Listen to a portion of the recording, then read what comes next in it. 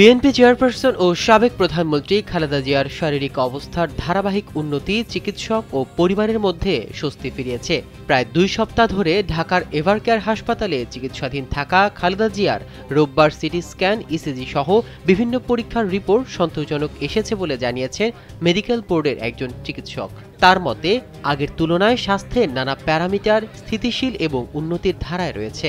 চিকিৎসা বোর্ড মনে করছে, বর্তমান পরিস্থিতিতে তাকে বিদেশে নেওয়ার প্রয়োজন নাও হতে পারে।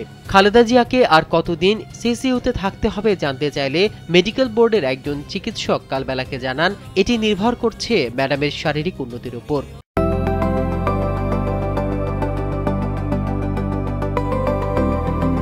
দেশি বিদেশি চিকিৎসক সর্বোচ্চ চেষ্টা করছে এবং তার পুত্রবধূ ডক্টর জুবাইদা রহমান পাশে থেকে চিকিৎসার বিষয়গুলোর সমন্বয় করছেন।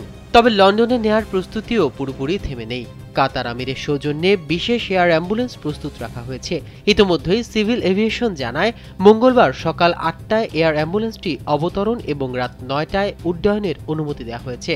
এদিকে খালেদা জিয়ার স্বজনরা সার্বক্ষণিক তার পাশে রয়েছেন। তিনি স্বল্প মাত্রায় কথা বলার চেষ্টা করছেন বলেও জানা গেছে। মেডিকেল বোর্ড মনে করেন, তার শারীরিক অবস্থার আরও উন্নতির পর নির্ভর করবে সিসিইউতে থাকার সময় এবং বিদেশ যাত্রার চূড়ান্ত সিদ্ধান্ত।